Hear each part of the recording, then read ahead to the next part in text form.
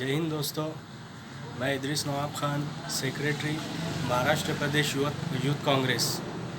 आज speak up India के माध्यम से मैं सेंट्रल गवर्नमेंट से ये मांग करता हूँ कि जितने भी, जैसे कि हम सभी जानते हैं कि 2 महीने से ज़्यादा हो चुका है हमारा देश अंडर लॉकडाउन है, जिसकी वजह से माइग्रेंट लेबरर्स और उनकी फैमिलीज़ को बहुत ही दिक्कतों का सामना करना पड़ा। लेकिन ये सरकार ने किसी भी तरह का उनको सहायता देने का काम नहीं किया और इसी तरह से कई माइग्रेंट लेबरर्स पैदल चलकर अपने घरों तक पहुंचने पर मजबूर हुए, जिसकी वजह से कई माइग्रेंट वर्कर्स की मौत हुई रास्ते में, जो अपनी फैमिली से दूर हुए। और ऐसे में उनके लास्ट राइट्स जो थे, लास्ट रिचुअल्स, उसमें भी उनको बहुत दिक्कतों का सामना करना पड़ा। सबसे पहली मेरी मांग ये है बीजेपी सेंट्रल गवर्नमेंट से कि उनको कंपनसेशन के रूप में एक व्यक्ति जिसकी भी इस दौरान मौत हुई है, उनको कंपनसेशन 50-50 लाख हर इंडिविजुअल को दिया जाए। और उसी के साथ, जैसे कि हम सभी जानते हैं कि मोदी जी जब सत्ता में आए थे तो उन्होंने बहुत सारे वादे किए थे, जिसमें उन्होंने कहा था कि 2 करोड़ अनएम्प्लॉयमेंट जो यूथ्स है उनको एम्प्लॉयमेंट दिया जाएगा।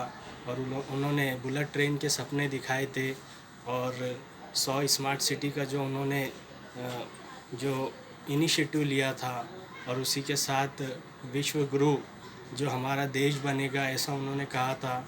और 5 ट्रिलियन इकनॉमी का उन्होंने जो हमको यकीन दिलाया था, और 15 लाख हर एक इंडिविजुअल के अकाउंट में आएंगे, ऐसा उन्होंने कहा था। ये सब चीज़ें फेल हुई और इसमें से एक भी चीज़ पर मोदी जी खरे नहीं उतर पाए। इसके बावजूद भी जब उन्होंने देखा कि हमारे कांग्रेस पार्टी के जो अध्यक्ष है श्रीमती सोनिया जी गांधी, हमारे नेता आदरणीय राहुल जी गांधी, प्रियंका जी गांधी, इन हमारे नेताओं ने जब माइग्रेंट लेबरर्स को सपोर्ट करना चाहा, उनको रिलीफ देना चाहा, और उस वजह से जब उन्होंने एक इनिशिएटिव लेना चाहा, तब बीजेपी की तरफ से, केंद्र सरकार की तरफ से उनको बहुत मुसीबतों का सामना करना पड़ा।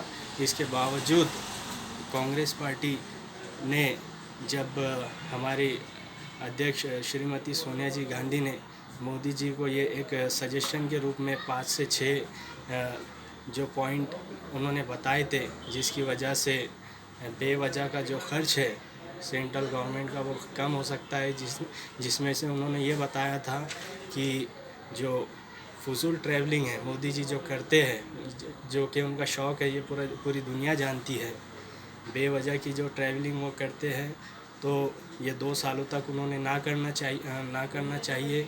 और उसी तरह से जो गवर्नमेंट के जो एडवर्टाइजमेंट होते हैं, उन्होंने वो ना देना चाहिए। जो भी गैर ज़रूरी चीज़ें हैं उन्होंने उससे बचना चाहिए। मोदी जी ने इतने झांसे देकर भी कोई फ़ायदा नहीं हुआ आम नागरिकों का। उसके ऊपर से इन्होंने 20 लाख करोड़ का पैकेज जो सिर्फ़ और सिर्फ कांग्रेस के डर से, मैं समझता हूँ कांग्रेस के डर से इन्होंने जो अनाउंस किया था। मैं सेंट्रल गवर्नमेंट से ये भी मांग करता हूँ कि उसमें से कुछ ही हमारे फाइनेंस मिनिस्टर ने कुछ ही किस तरह से किया जाए, इसमें कुछ रकम का ही उसमें उल्लेख किया। लेकिन हम चाहते हैं कि 20 लाख करोड़ जो इतना बड़ा अमाउंट है, वो कहाँ खर्च होने वाला है, इसका पूरा ब्यौरा हमको वो चाहिए, वो देश की जनता को चाहिए।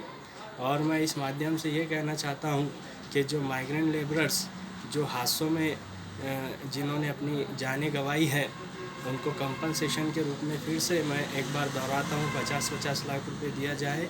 और जो बिलो पॉवर्टी लाइन में जी रहे हैं, ऐसे हमारे देश के करोड़ों नागरिक हैं, उनके अकाउंटों में 10-10 हज़ार रुपये प्रति माह डिपॉज़िट करके उनके ये जो क्रिसाइस चल रहा है, कोरोना क्रिसाइस, इसमें उनको थोड़ी सहायता मिलेगी।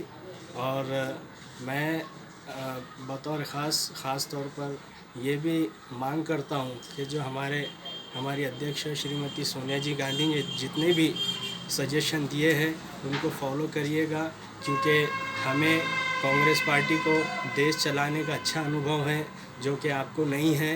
हमने बहुत सारी योजनाएं देश हित में और जनता के हित में आज तक इम्प्लीमेंट की है, और उसी के आधार पर जो सजेशन आपको दिए गए हैं और दिए जा रहे हैं उस पर पूरी तरह से उस पर अमल किया जाए, उसको फॉलो किया जाए। और ये करके शायद और यकीनन तौर पर हम इस फाइनेंशियल क्राइसिस और ये जो अंडर लॉकडाउन हमारा देश है, इससे हम पोस्ट लॉकडाउन के बाद इससे हम उभरने में हमको बहुत मदद मिल सकती है। जय हिंद।